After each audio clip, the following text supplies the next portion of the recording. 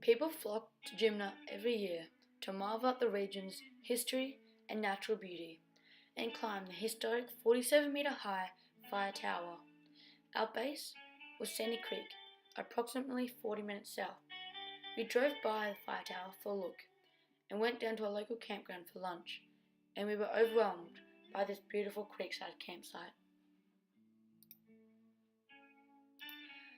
But unfortunately, we were not able to access the tower due to government closure.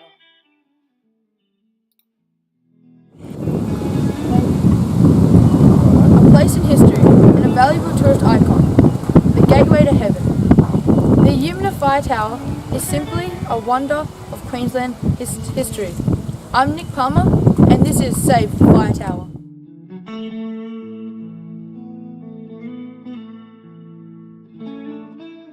The closure of the fire tower, the numbers of people that visit Jimna will no doubt decline.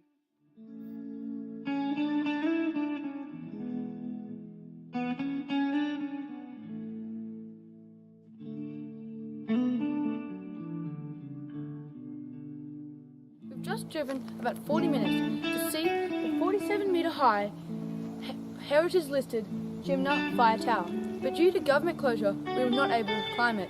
This is a huge disappointment, as the 360 view of the area is stunning, as well as you can see the Moreton Bay sand dunes.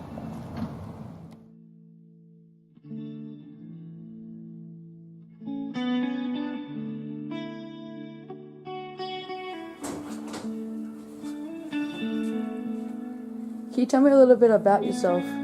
Well, my name's David Wright. I've retired here for the last 15 years, and Nick, I went to school here at your age, so back in the 50s when we had a school here, and the fire tower was open up there. It was a four-legged one in those days, but that was back in 1950, early 50s. And what do you do to help save the fire tower? Well, we formed a committee about 10 years ago when there was a threat to pull it down, and that committee's been together ever since, and we've got a website there, Jimna Fire Tower, www, you know all about that, and it's part of our forestry history, and it's a very passionate cause, and we believe because it's the tallest in the southern hemisphere, it's the only one of its kind in Australia, and it's built by a legend, Arthur Lees, who built several fire towers. We think it should be retained for our future generations. And why is it important to keep the fire tower open to the public? Well, mate, the point is if they do restore it, it's not going to be viable to just leave it there for people to look at. People are going to want to climb it. They did climb it before they closed it. We had 30,000 people a year climbing it without even advertising. If this is established as a future tourism destination, we'll have 30,000 people every couple of months. And how will that help the city of Jimna? Well, we're not a city, we're a village really, Nick, but however, thanks for giving us that title. This will never be a city because it's buried in the Jimna State Forest, right next to the Condell National Park. It'll never be developed, which is a good thing.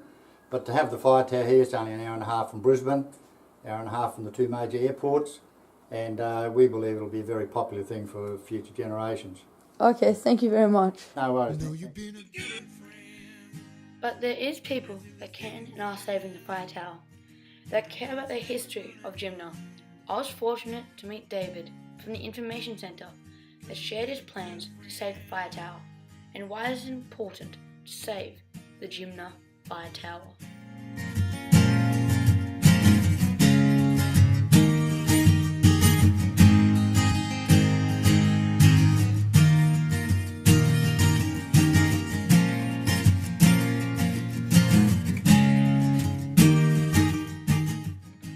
A decision to restore or demolish the heritage-listed Jimna Fire Tower by the Queensland Government is imminent.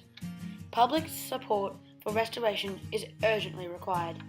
You can help save this Aussie icon by registering your support at email info@jimnafiretower.com or visit www.jimnafiretower.com for more information and support details.